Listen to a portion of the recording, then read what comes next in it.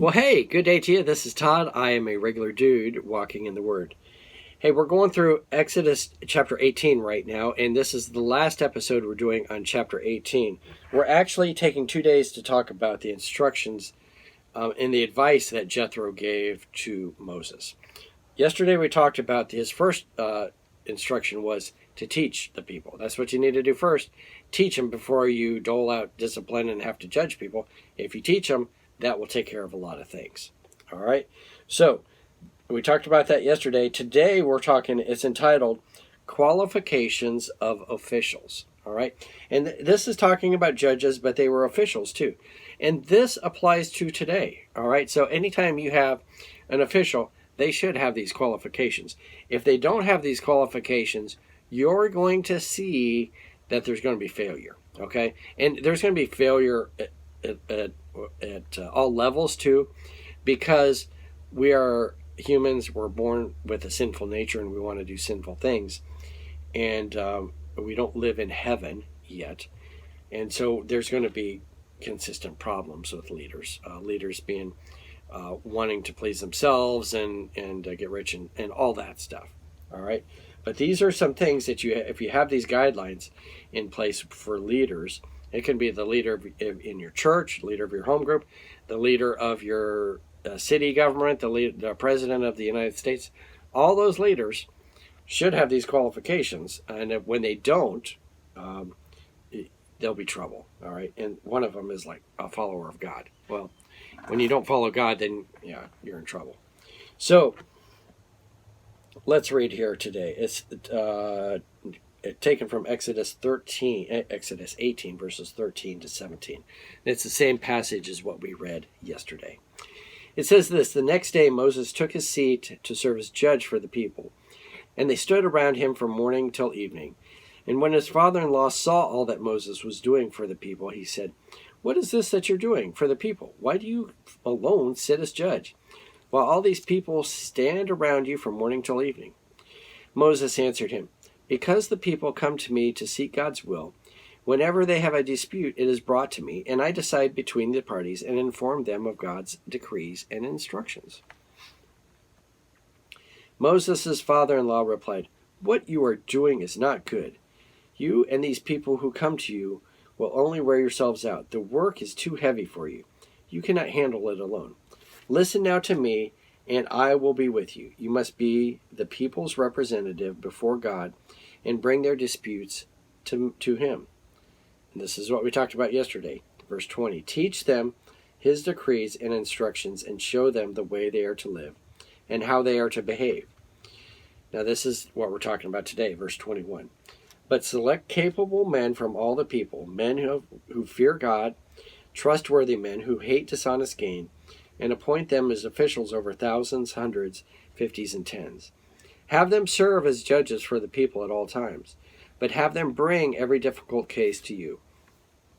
The simple cases they can decide for themselves, and that will make your load lighter, because they will share it with you.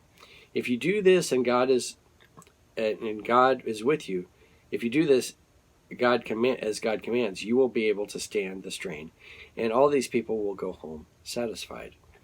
Moses listened to his father-in-law and did everything he said. He chose capable men from all Israel and made them leaders of the people, officials, and over thousands, hundreds, fifties, and tens. They served as judges for the people at all times. The difficult cases they brought to Moses, but the simple ones they decided themselves. Then Moses sent his father-in-law on his way, and Jethro returned to his own country. Okay? They were setting up a system much like we have with our court system in the United States today. The easy cases go before the local county court, and then if that can't resolve it, then it will go before the state court, and if that can't resolve it, it might go before the district or the southeast or whatever, and then if that doesn't resolve it, then it goes to the Supreme Court of the United States. And that's what kind of Moses would have been looked at as like the Supreme Court. And so then finally when it gets up to him, then whatever he says goes. But these officials were also to know how Moses would rule on different things, and so they wouldn't have to Moses wouldn't have to say the same thing over and over again. And so these officials, if they knew what Moses's stance was on different stuff, then they could take that in those lower courts there and say, this is what Moses would say in this situation, so this is the way it's going to be. And so very, very similar in the way that we do our court system today. I want to focus, though, on this. The qualifications that Jethro said to Moses that these officials must be. Not that many qualifications. They didn't have to go to school. They didn't have to go to official or judge school or anything like that. Didn't have to be even a certain age. But these were the qualifications. It says, but select capable men. Okay, so they had to be men. All right. Men who fear God. So that was the first thing they had to do was to fear God. All right. And I realize today that would be hard to do, to have only officials serve that fear God, because so many people are not Christians. But that's the way it was set up here. To be an official, you had to fear God. That was the first step. And then the second thing was trustworthy men who hate dishonest gain. That was it. Two things. You fear God, and then you had trustworthy men who hate dishonest gain. Okay?